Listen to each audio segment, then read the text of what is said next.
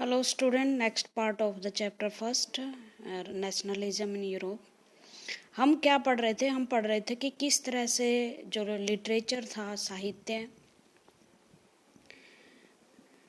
Literature, music और कथा कहानियाँ, संगीत, अखबार, मीडिया किस तरह से राष्ट्रीय रंग में रंगा हुआ था और सभी ने राष्ट्र निर्माण की प्रक्रिया में एक महत्वपूर्ण योगदान दिया। लोगों की भावनाओं को इन्होंने इस तरह से तैयार किया कि राष्ट्र निर्माण के में हर व्यक्ति का पार्टिसिपेशन जरूरी है। जैसे भारत में भी बहुत, अगर आप इसको रिलेट करोगे भारत के स्वतंत्रता संग्राम से, भारत के स्वतंत्रता संग्राम में भी आप यही पढ़ोगे कि लोक साहित्य, लोकल बोलियों और म्यूजिक, उस टाइम की जो फिल्में भी बननी शुरू हो गई थी, गाने थे, या जो मीडिया था वो किस तरह से भारत की स्वतंत्रता के लिए लोगों को प्रेरित कर रहे थे। तो इस तरह से यूरोप में भी बहुत सारे ऐसे संगीतकार हुए या जो गायन की शैली थी या डांस की शैली थी, उन्होंने भी भारत की जो यूरोप की नेशनलिज्म को लाने के लिए प्रेरित किया। जैसे यहाँ कैरोल क्रुप्सिने के राष्ट्रीय संघर्ष का अपने ओपेरा और संगीत में गुणगान किया। कैरोल क्रुस्पी एक संगीतकार थे, उनका जो है वो ओपेरा गाते थे। उन्होंने जो राष्ट्रीय संघर्ष था उन्होंने उसमें उसका गुणगान किया। पोलेनेस और मजेरुका जैसे लोक नृत्यों को राष्ट्रीय प्रतीक में बदल दिया गया।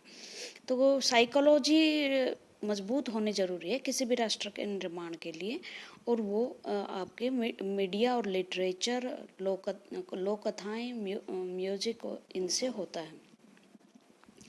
ग्रीम बंधुओं की कहानी, लोक कथाएं और राष्ट्र निर्माण।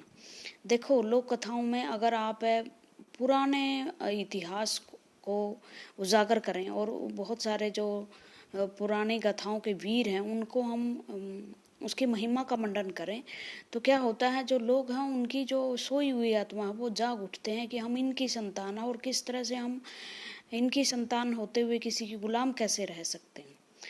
ग्रीम्स फेरी टेल्स के लिए जाना जाता है। फेरी टेल का मतलब काल्पनिक कहानियाँ होती है। जैकब ग्रीम और विल्हेम्स ग्रीम बंधुओं का जन्म 1785-86 में जर्मनी के हुनौ शहर में हुआ था। जिस समय वे दोनों भाई कानून की पढ़ाई कर रहे थे, उसी समय उन्होंने शौकिया तौर पर पुरानी लोक कथाओं को इकट्ठा करना शुरू कर दिया। जैसे हमारे देश में 1857 की क्रांति में जिन वीरों ने भाग लिया था उसकी कहानियों को इकट्ठा किया जाए। वे 6 साल तक गांव-गांव जाकर यही काम करते रहे कि कोई स्टोरी बताएं। आज भी अगर आप स्टोरी सुनना चाहें, ये एक बड़ा अच्छी आदत होती है। मान लो कोई स्वतंत्रता संग्राम का आसपास बचा हुआ हो, या सुभाष चंद्र की फौज का कोई सिपाही आपके पास हो, या 1947 में कोई पार्टीशन का शिकार होकर यहाँ आए हो, तो उससे आप बहुत सारी जानकारी प्राप्त कर सकते हो। वे लोगों से बात करते, पीढ़ियों से चली आ रही जो लोक कथाएं थी उनकी जानकारी लेते और वो लिखते। कहानियां बच्चों और बड़ों को समान रूप से पसंद की जाती। जो लोकल चीज़ें हैं वो हमेशा पसंद की जाती हैं। 1812 में उन्होंने इन कहानियों का पहला संग्रह प्रकाशित किया। बाद में दोनों भाई उदारवादी राजनीति में सक्रिय हो गए। उदारवादी आपको पता वही आंदोलन था जो राजाओं को उखाड़ फेंकने में विश्वास करता था और नई जो परंपरा है उसको इस्टेब्लिश करना चाहता था।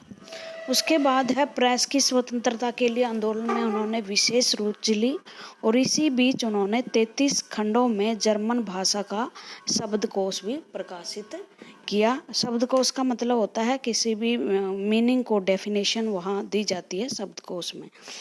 उसके बाद जो है, और इस तरह से साहित्य और जितने भी गाथाएं थी उन्होंने महत्वपूर्ण भूमिका निभाई। जो ग्रीम्स बंधु थे आपको पता ही है क्या करते थे लोक कथाएं। उन्होंने जर्मन संस्कृति के लिए खतरा मानते थे। जो ग्रीम बंधु फ्रांस का वर्चस्व का मतलब, जैसे ही नेपोलियन ने सभी और जीतना शुरू कर दिया, तो उन्होंने वो चाहते थे कि जो जर्मन हों उनमें सच्ची जर्मन भावनाएं विकसित हों। हम किसी दूसरे देश की कॉपी ना करें, किसी भी देश का प्रभुत्व स्वीकार ना करें, बल्कि हम क्या करें, हम अपने देश की राष्ट्रीय भावनाओं को जागृत करें, अपने देश की राष्ट्रीय जो संस्कृति है उसको जानें और अपना एक राष्ट्र राज्य की स्थापना करें। भाषा ने भी भावनाओं के विकास में एक महत्वपूर्ण भूमिका निभाई। रूसी कब्जे के बाद जो है पोलिश भाषा को स्कूलों से बलपूर्वक हटाकर रूसी भाषा लगा दी थी। मतलब रूस ने हमले किए उन देशों पर और अपना कब्जा जमा लिया और स्कूलों में रूसी भाषा लागू कर दी। ये एक देश की चाल होती है कि किसी भी देश की, जैसे अंग्रेजों ने भारत को पूरी तरह से कब्जे में लेने के लिए भारतीयों की कोई ऐसा बनाया कि वो अंग्रेजी चीज़ों को पसंद करें, और इसका पहला काम होता है किसी भाषा को इम्प्लीमेंट करना। रूस के विरुद्ध एक सशस्त्र सेना का द्वारा विद्रोह हुआ जिसे आखिरकार कुचल दिया। इसके अनेक सदस्यों ने राष्ट्रवादी आंदोलन के लिए भाषा को हथियार बनाया। चर्च के आयोजनों और संपूर्ण धार्मिक शिक्षा में पोलिश का इस्तेमाल किया जाता था। पोलिश उनकी नेशन लैंग्वेज थी। इसका नतीजा यह हुआ कि बड़ी संख्या में पादरियों और बिशपों को जेल में डाल दिया गया। रूसी अधिकारियों ने उन्हें सजा देते हुए साइबेरिया भेज दिया क्योंकि उन्होंने रूसी भाषा का प्रचार करने से इनकार कर दिया था। पोलिश भाषा रूसी भाषा के प्रभुत्व के विरुद्ध एक संघर्ष का प्रतीक थी। मतलब जिस तरह से अंग्रेजों ने हमारे यहाँ शिक्षा को इम्प्लीमेंट किया तो साथ में अपनी अंग्रेजी भाषा को थोप दिया था। बहुत सारे लोगों ने हिंदी भाषा के लिए भी उनका विरोध किया तो जेलों में डाल दिया गया था। और जब जब ऐसा विद्रोह होता है तो लोगों को ये लगने लगता है कि जो विद्रोह करने वाले वो सही हैं और जो हमारे विद्रोह को दबाते हैं वो गलत हैं, वो जबरदस्ती हम पर कोई अपनी भाषा या संस्कृति को थोपना चाहते हैं। तो लोग जो सैक्रिफाइसेस है उनको देख देख के और भी क्या करते हैं, भड़क जाते हैं। अब ऐसा जन संतोष फैल गया जैसे ही उन्होंने देखा कि उनके लीडर और उनके चर्च के बिशपों को जो पोलिश भाषा का प्रयोग कर रहे हैं वो उनको जेलों में डाल दिया जा रहा है, उन्हें दूर दूर देशों में भेजा जा रहा है। तो उन्होंने और भी ये जो असंतोष था वो जनता में फैल गया। यह राष्ट्र राज्य संविधान, प्रेस की स्वतंत्रता और संगठन बनाने की आजादी जैसे संसदीय सिद्धांतों पर आधारित था। जर्मन इलाकों में बड़ी संख्या में राजनीतिक संगठनों ने फ्रैंकफर्ट शहर में मिलकर एक सर्व जर्मन असेंबली, नेशनल असेंबली के पक्ष में मतदान देने का फैसला किया। 18 मई 1848 को 831 निर्वाचित प्रतिनिधियों ने एक सजे धजे जुलूस को फ्रैंकफर्ट संसद में अपना स्थान ग्रहण किया। यह संसद सेंट पॉल चर्च में आयोजित हुई और उन्होंने एक जर्मन राष्ट्र के लिए एक संविधान का प्रारूप तैयार किया। इस राष्ट्र की अध्यक्षता एक ऐसे राजा को सौंपी गई जिसे संसद के अधीन हो। देखो, जो सभी यूरोपियन कंट्री मैंने बताया ज्योग्राफिकल रूप से वो कम्पैक्ट है, एक दूसरे से जुड़े हुए। तो जैसे उन्होंने देखा कि ब्रिटेन में संसदीय शासन प्रणाली बहुत सफल है और वहाँ का जो राजा या रानी है वो कॉन्स्टिट्यूशनल हेड है। तो बहुत सारे देशों ने वहाँ अपने यहाँ भी क्या है, संसदीय प्रारूप को ही महत्व दिया। इस राष्ट्र की अध्यक्षता एक ऐसे राजा को सौंपी गई जो संसद के अधीन था। मतलब कॉन्स्टिट्यूशनल राजा बनाया गया, राजतंत्र। मतलब राजा को उतनी शक्तियां प्रयोग करनी है, कॉन्स्टिट्यूशनल हेड है वो, जितनी शक्तियां उसे संसद के द्वारा दी जाती है। और वो राजा था फ्रेडरिक विल्हेम चतुर्थ, जिनको ताज पहनाने की पेशकश की और उसने उसे अस्वीकार कर दिया। क्योंकि वो पार्लियामेंट के विरोधी थे। वो कहते थे कि या तो आप मुझे पूरी ही शक्ति दो या मैं ये इस तरह की ताज जो बिना पावर का ताज है वो नहीं पहनूंगा। जहां कुलीन वर्ग और सेना का विरोध बढ़ गया वहीं संसद का सामाजिक आधार कमजोर हो गया। संसद में मध्य वर्ग का प्रभाव अधिक था, मिडिल क्लास ही लड़ रही थी ज्यादातर। मजदूरों और कारीगरों की मांगों का विरोध किया गया जिससे वे अपना समर्थन खो बैठे। अंत में सैनिकों को बुलाया गया और असेंबली भंग हो गई।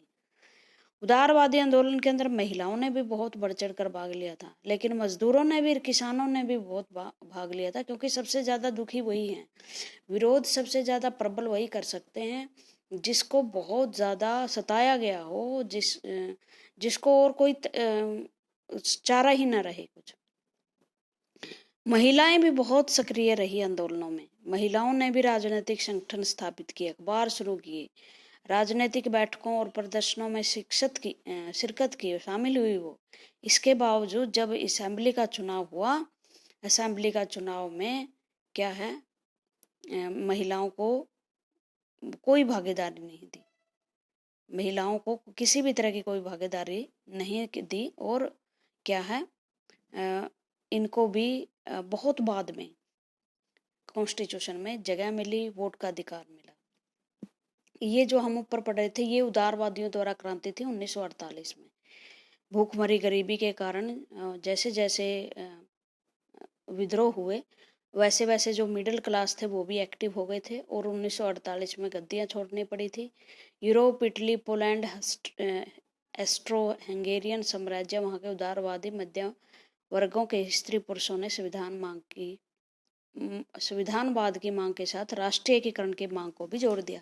देखो, मैंने बताया था ना, ये एक जो प्रभाव है वो चारों तरफ फैल रहे थे। एक तरफ वो राइट्स की डिमांड कर रहे थे, इक्वालिटी की डिमांड कर रहे थे, कॉन्स्टिट्यूशन की डिमांड कर रहे थे, फ्रीडम की डिमांड कर रहे थे, लिखे हुए संविधान की मांग कर रहे थे। मतलब सब कुछ ट्रांजिश हो रहा था, एक परिवर्तन आ रहा था, एक नई उसमें नए समाज के निर्माण के लिए। स्वतंत्रता और समानता का महिलाओं के लिए क्या अर्थ था?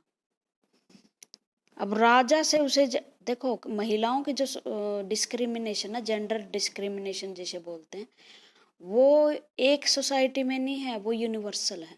आपकी जाति, धर्म, ये एक देश की बीमारी हो सकते हैं, लेकिन जो जेंडर इनइक्वालिटी है, जेंडर असमानता है, वो हर जगह है, यूनिवर्सल, हर देश में।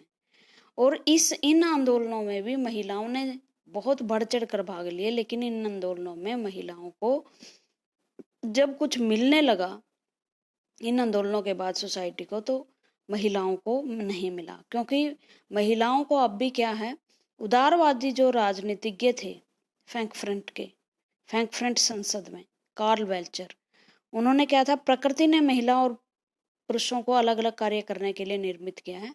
पुरुष जो ज़्यादा ताकतवर हैं, दोनों में से ज़्यादा निर्भीक हैं, मतलब महिलाएं डरपोक हैं। कितनी बेवकूफ़ी बात है।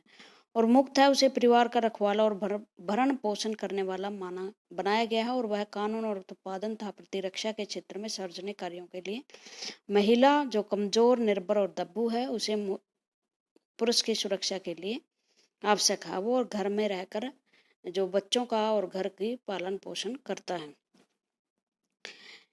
ये तो वही बात होगी ना, आप सृष्टि को ही कमतर समझ रहे हैं। सृष्टि है ना, महिला तो जन्म देने वाली है, और इस वजह से।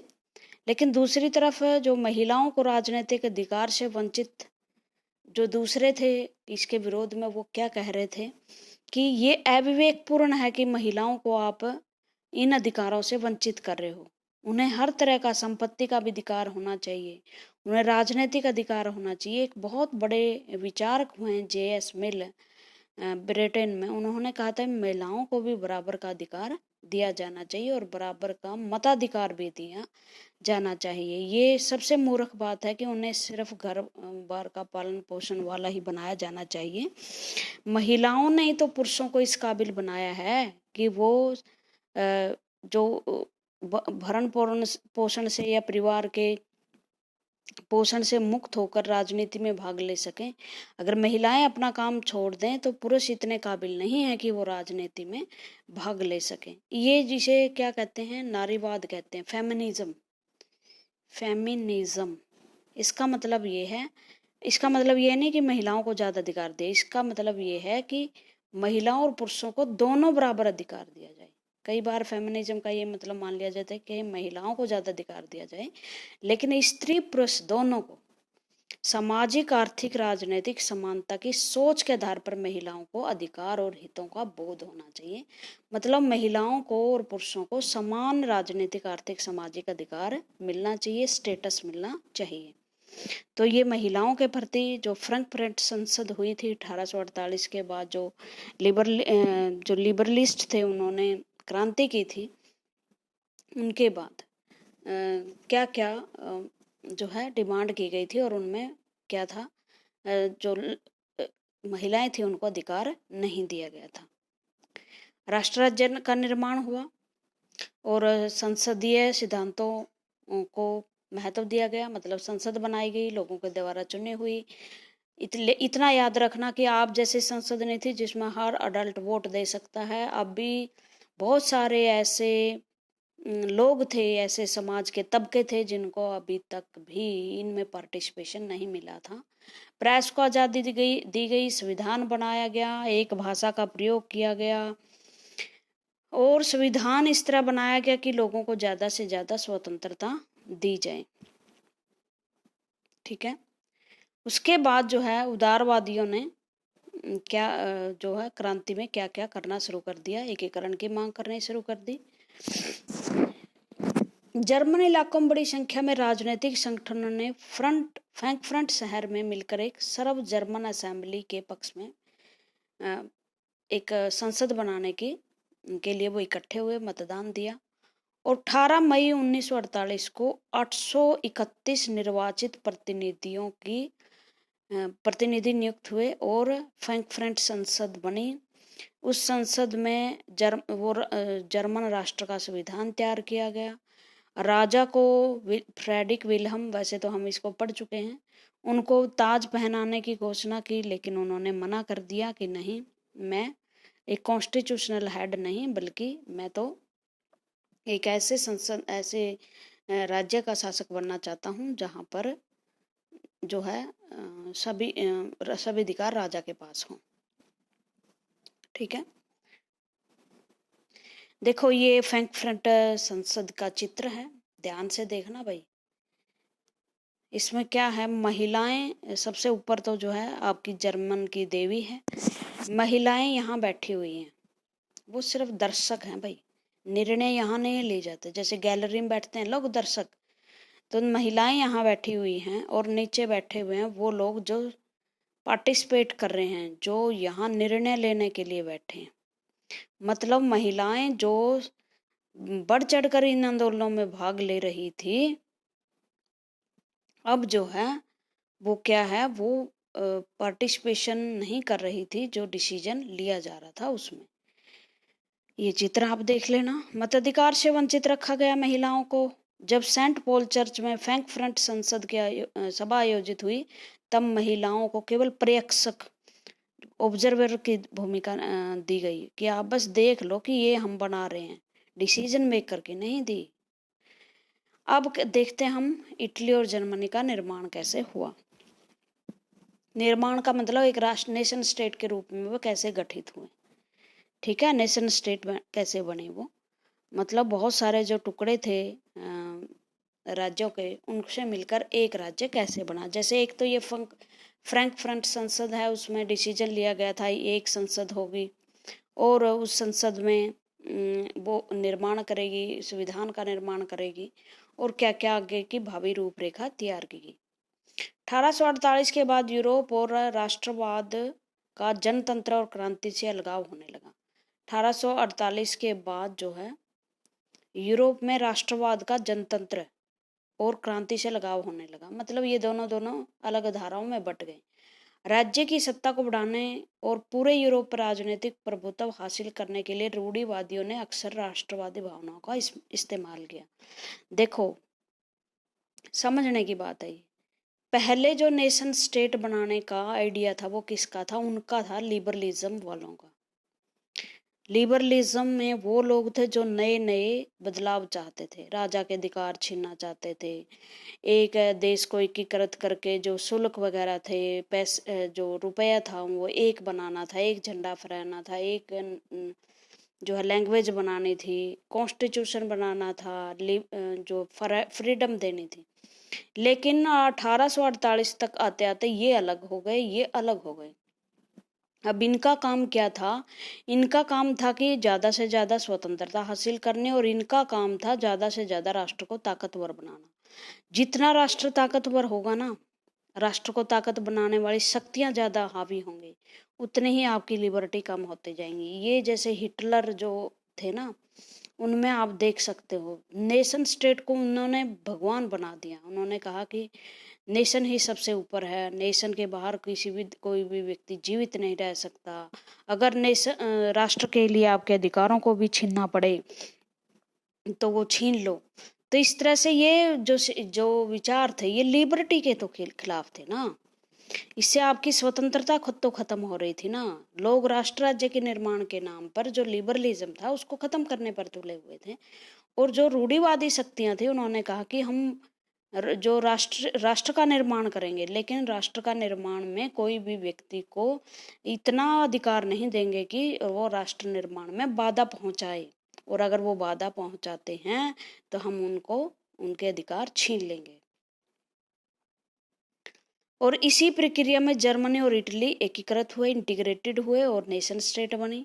जैसा आपने देखा कि राष्ट्रवादी भावनाएं मध्यवर्गीय जर्मन लोगों में काफी व्याप्त थी। उन्होंने 1848 में जर्मन महासंघ के विभिन्न इलाकों को जोड़कर एक निर्वाचित संसद द्वारा शासित राष्ट्र राज्य बनाने का प्रयास किया। ठीक है। और ये जो राष्ट्र राज्य की प्रक्रिया थी ये उदारवाद से थोड़ी सी अलग थी। जो राजशाही और फौज की ताकत ने जो लिबरलिज्म की विचारधारा थी वो दबा दी। उन्होंने कहा कि ये स्वतंत्रता पुकारते रहेंगे और राष्ट्र राज्य कभी भी एक नहीं हो सकेगा। उनका पर्सा के बड़े भूस्वामियों ने भी समर्थन किया, जो लैंडलॉर्ड थे, क्योंकि लैंडलॉर्ड कंजर्वेटिव होते हैं, रूढ़िवादी, और उन्हें पता है कि अगर कंजर्वेटिव शक्तियां ज्यादा उसमें आती हैं दोबारा सत्ता में, तो भूमि जो लैंडलॉर्ड हैं, सामंत है, उनको बड़ा फायदा होता है। उसके पश्चात पर्सा ने राष्ट्रीय एकीकरण के आंदोलन का नेतृत्व संभाल लिया। उनका प्रमुख मंत्री था ओटोमन बिस्मार्क। ये जर्मनी के एक होने की प्रक्रिया है भाई। ठीक है। जर्मनी को ही पर्सा बोला जाता था। पर्सा एक प्रमुख स्टेट थी जर्मन साम्राज्य के अंदर, साम्राज्य नहीं, राज्य के अंदर। पर्सा की सेना ने नेतृत्व किया। उसका जो नेता था वो ओटोमन बिस्मार्क को लौह पुरुष बोला जाता है जर्मनी का, क्योंकि उसी के नेतृत्व में जर्मनी एक हुई थी। फिर उन्होंने 7 वर्ष तक ऑस्ट्रिया, डेनमार्क, फ्रांस से 3 युद्धों में पर्सा को जीत मिली। ये 7 युद्ध हुए, 7 साल युद्ध होते रहे इनका, और एकीकरण की प्रक्रिया पूरी हो गई। एकीकरण इनसे क्यों लड़ना पड़ा? क्योंकि बहुत सारे जर्मनी के इलाके इनके अधीन थे ना।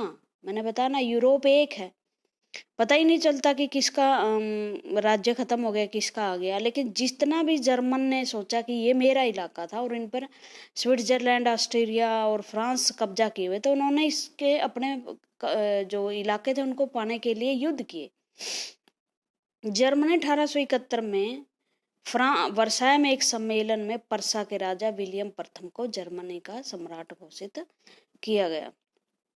18 जनवरी 1871 को सुबह बेहद ठंडी थी। ये कोई घटना है उस दिन। जर्मन राज्यों के राजकुमारों, सेना के प्रतिनिधियों और प्रमुख मंत्री ऑटोमन बिस्मार्क समेत पर्सा के महत्वपूर्ण मंत्रियों की एक बैठक वर्साय के महल में, बेहद ठंडे Sheesh Mahal, hall of Mrs बोलते हैं, उसमें हुई। सभा में पर्सा के ठंडा, ये क्योंकि ये जो टेम्परेट जोन में आते हैं, यूरोप सारा ठंडा ही है। और जो सभा में पर्सा के काइजर विलियम प्रथम के नेतृत्व में एक नए जर्मन महासंघ की स्थापना। ये दिखाया गया है हॉल, और इसमें ये देखो वर्साय के हॉल में मिसर्स में जर्मनी के साम्राज्य की घोषणा। और उसके कमांडर कौन बने थे? चित्र के बीच में काइजर और पर्शिया सेना के प्रमुख कमांडर जनरल वान रून खड़े हैं, और उनके पास है बिस्मार्क। ठीक है। इस विशाल, बहुत ही विशाल चित्र था ये। और बिस्मार्क को 1885 में 17वें जन्मदिन पर भेंट की गई थी। बिस्मार्क का नाम ऐसे लिया जाता है भाई, जैसे हमारे यहाँ सरदार पटेल, जैसे सरदार पटेल ने भारत को एक किया था, उसी तरह बिस्मार्क ने जर्मनी को एक किया था। बहुत ही आदरणीय पर्सनैलिटी है ये जर्मन की।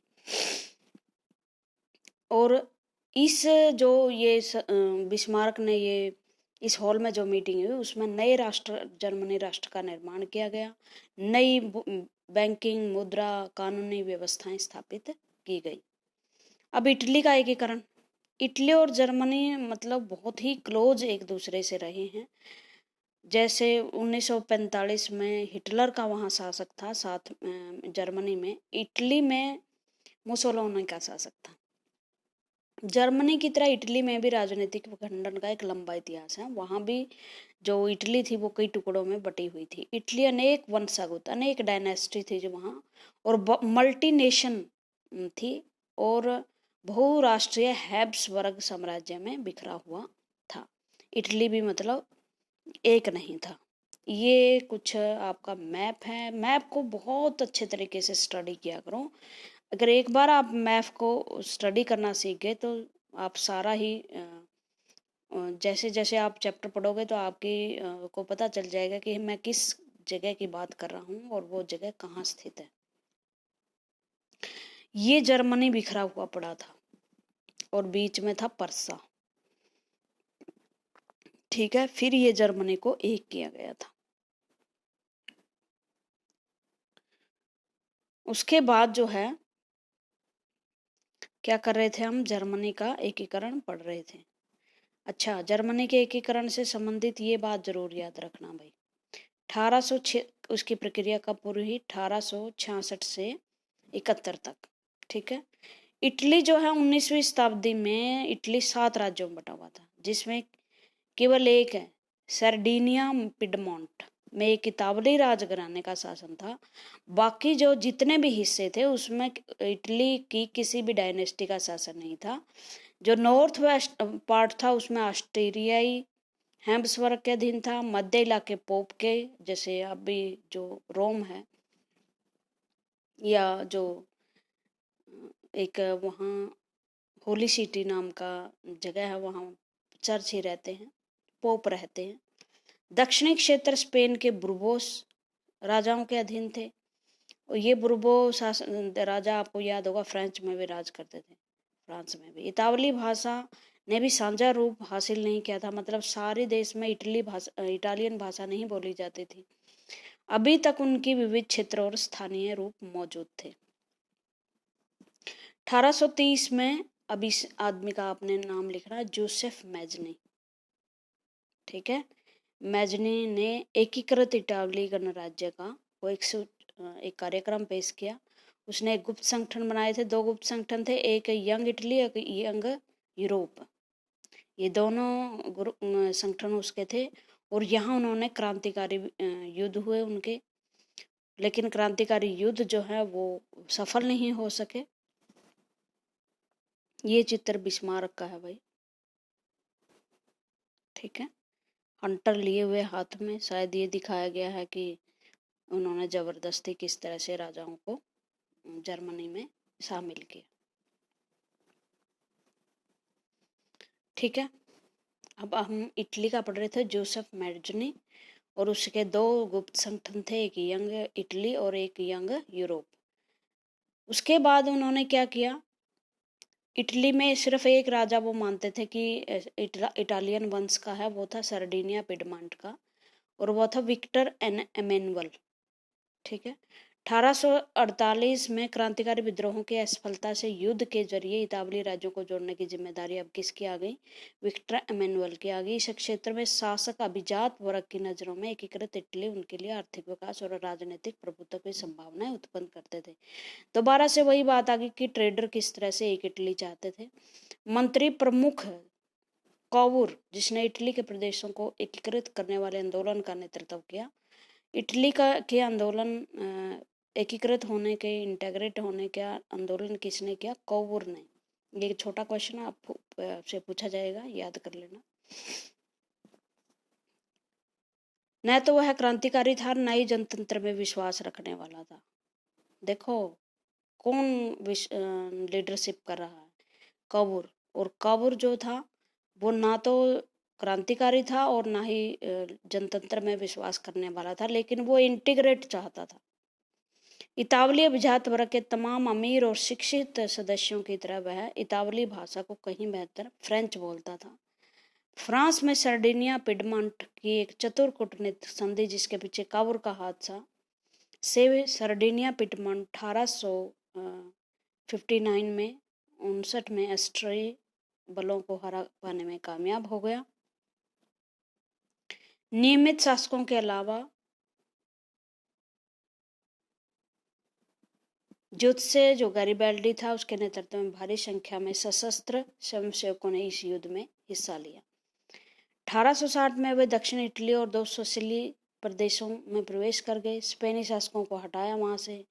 किसान भी, क्योंकि जो राजा है उससे परेशान हो जाते हैं, उन्होंने उस युद्ध को सफल बनाया। 1861 में इमैनुअल द्वितीय को एकीकृत इटली का राजा घोषित कर दिया गया, क्योंकि वही इसी को मानते थे ना, जो सर्डिनिया पिडमेंट का राजा था, इमैनुअल विक्टर।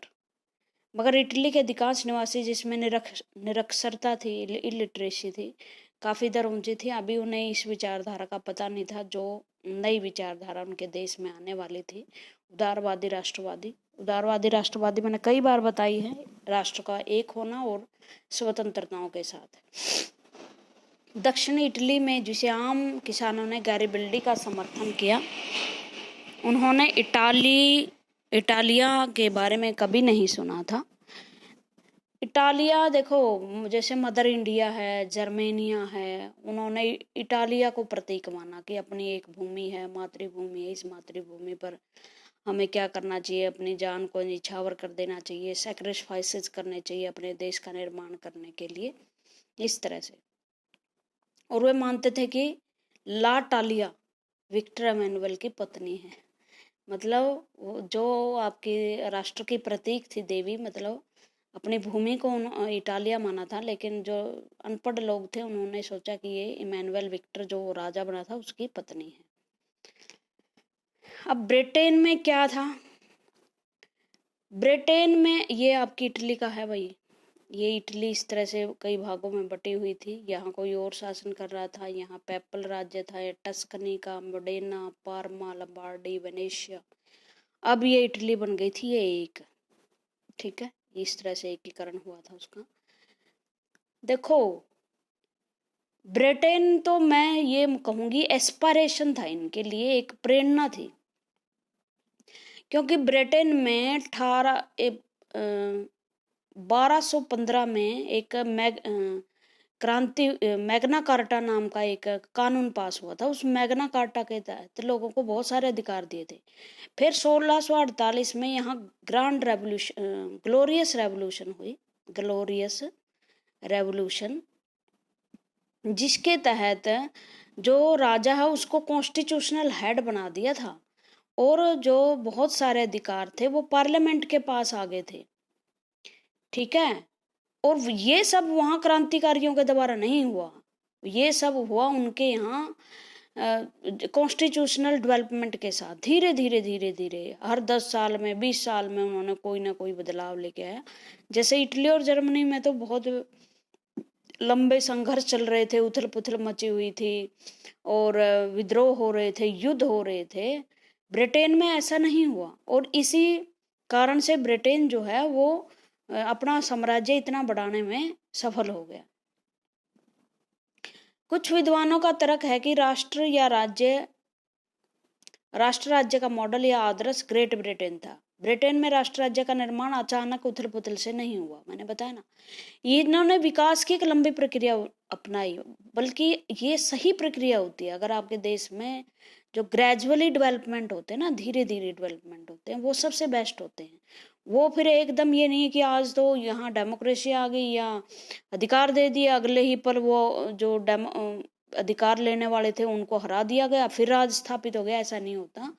यहाँ क्या होता है कि सहमति बन जाती है राजा और जनता के बीच में, ठीक है जी, हम ये आपको अधिकार दे रहे हैं, और वो कभी छीने नहीं जाते फिर, ठीक है। ये आपके चित्र हैं भाई, इसमें क्या किया गया है, इसमें दिखाए गए हैं इटली का एकीकरण और फ्रांस का, जो है जर्मनी के एकीकरण के बाद क्या हुआ। इटली के एकीकरण से पहले मैंने आपको मैप दिखाया था, इटली के एकीकरण से पहले इटली ये थी, और इटली का एकीकरण जब हो गया तब इटली ये बन गई थी, ठीक है।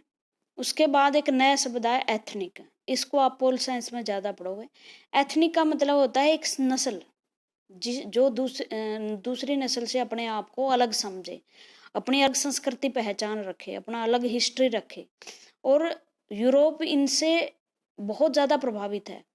भारत में तो जातीय भेदभाव है या धार्मिक आधार पर भेदभाव है, लेकिन यूरोप में एथनिक जो ग्रुप है वो बहुत ज्यादा है। कोई पोलिश ग्रुप है, कोई स्पेनिश नस्ल के लोग हैं, कोई जर्मन नस्ल के लोग हैं।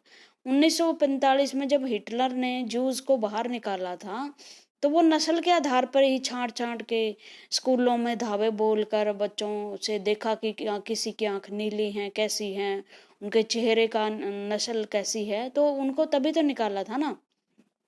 तो एथनिक का मतलब होता है एक कॉमन नस्ल, रेस, जनजातीय या सांस्कृतिक उद्गम या संस्कृति एक जैसी होनी चाहिए जिसकी एक सामुदायिक पहचान हो, अलग से पहचान हो। जैसे हमारे यहाँ सिक्किम जैसे जो राज्य है उनकी एक नस्ली पहचान है, वो अलग तरह के लोग होते हैं उत्तर भारत के लोगों से अलग। और पहले ब्रिटेनी राज्य नहीं था। ब्रिटेनी द्वीप समूह में रहने वाले जो लोग थे वो अंग्रेज थे, वेल्स थे, स्कॉटिश थे, आयरिश थे।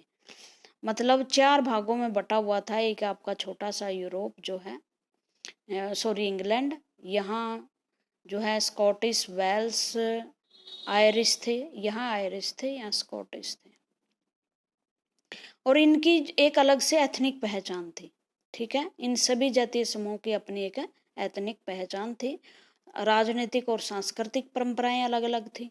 राजनीतिक और सांस्कृतिक परंपराएं अलग थी, तो ये लोग अपने आप को क्या है, एक नहीं मानते थे। जब नस्ली आधार पर लोग एक दूसरे से अलग समझते अपने आप को, तो उसमें एक राष्ट्र राज्य का निर्माण करना बड़ा मुश्किल होता है।